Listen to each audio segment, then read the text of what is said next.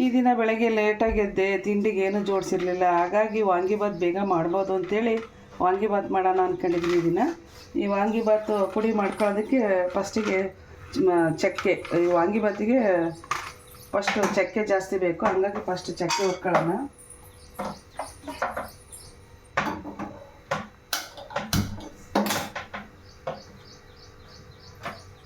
ಒಂದು ಟೇಬಲ್ ಸ್ಪೂನಷ್ಟು ಎಣ್ಣೆ,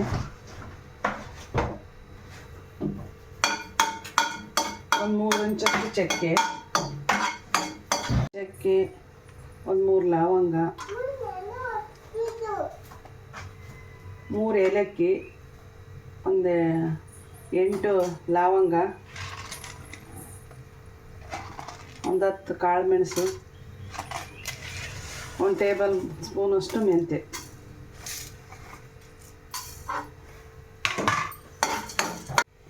ಒಂದು 3 ಟೇಬಲ್ ಸ್ಪೂನಷ್ಟು ಕಡಲೆಬೇಳೆ,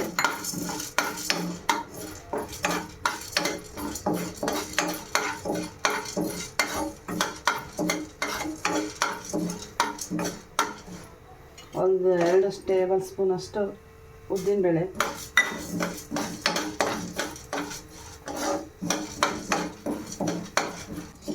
ಒಂದು ಅರ್ಧ ಕಪ್ನಷ್ಟು ಕೊತ್ತಂಬರಿ ಬೀಜ,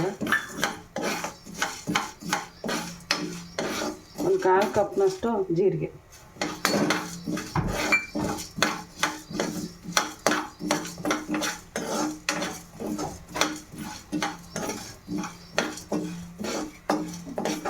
ಖಾರ ನೀವು ಯಾವ ಥರ ಉಪಯೋಗಿಸ್ತೀರ ಆ ಥರ ಖಾರ. ನಾನು ಬ್ಯಾಡಗಿ ಮೆಣಸಿನ್ಕಾಯಿ ಒಂದು 10 ತಗೊಂಡಿದ್ದೀನಿ, ಮಾಮೂಲಿ ಕಡ್ಡಿ ಮೆಣಸಿನ್ಕಾಯಿ ಇದು ಒಂದು 20 ತಗೊಂಡಿದ್ದೀನಿ.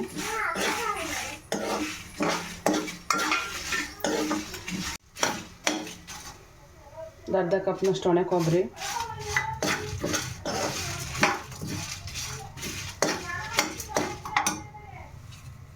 ಸ್ವಲ್ಪ ಕರಿಬೇವು,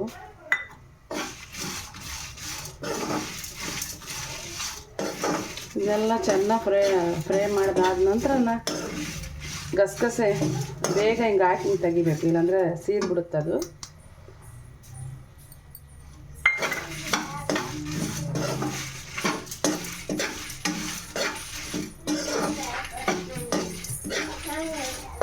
ಆಯ್ತು, ಇದೆಲ್ಲ ಹುರಿದಾಯ್ತು. ಈಗ ಪುಡಿ ಮಾಡ್ಕೊಳ್ಳೋಣ. ಆರಿದ ನಂತರ ಇದನ್ನೆಲ್ಲ ಪುಡಿ ಮಾಡ್ಕೊಳ್ಳೋಣ. ಭಾಳ ಇತ್ತು, 2 ಸರಿ ಮಾಡ್ಕೊಂಡಿದ್ದೀನಿ.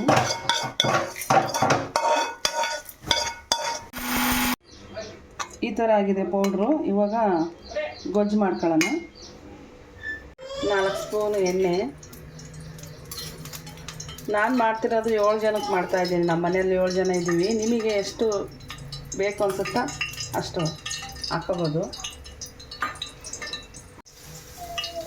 ಎಣ್ಣೆ ಕಾಯ್ತು, ಸಾಸಿವೆ ಹಾಕೋಣ.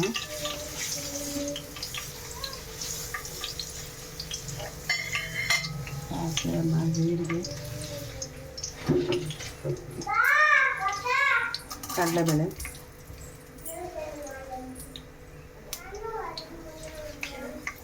ಉದ್ದಿನಬೇಳೆ,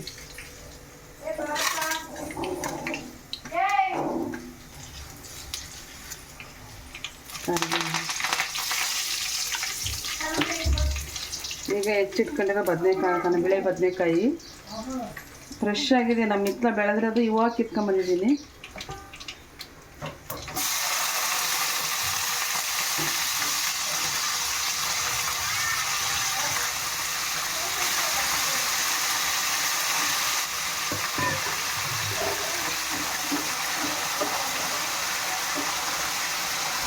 ಫ್ರೈ ಆಗಿದೆ.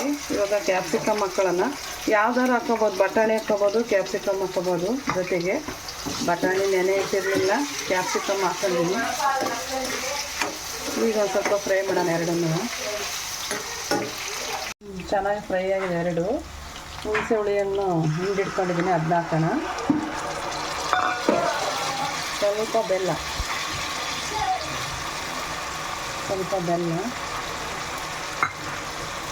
ಸ್ವಲ್ಪ ಇಂಗು,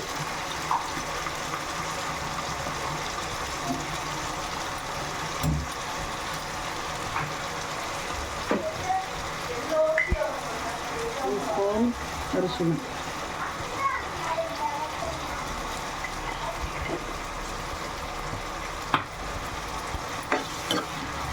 ರುಚಿಗೆ ತಕ್ಕಷ್ಟು ಉಪ್ಪು ಹಾಕೋಣ.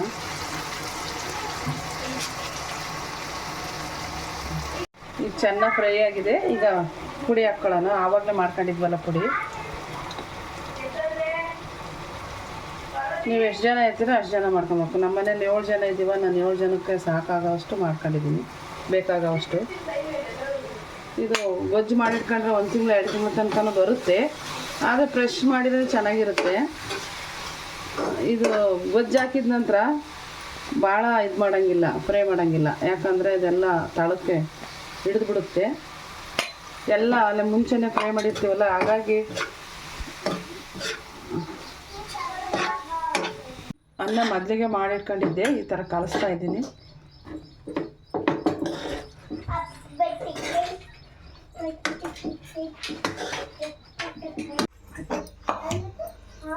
ರೆಡಿಯಾಗಿದೆ ಇವಾಗ ವಾಂಗಿಬಾತು. ಈಗ ವಾಂಗಿಬಾತ್ ಸವಿಯಲು ಸಿದ್ಧವಾಗಿದೆ.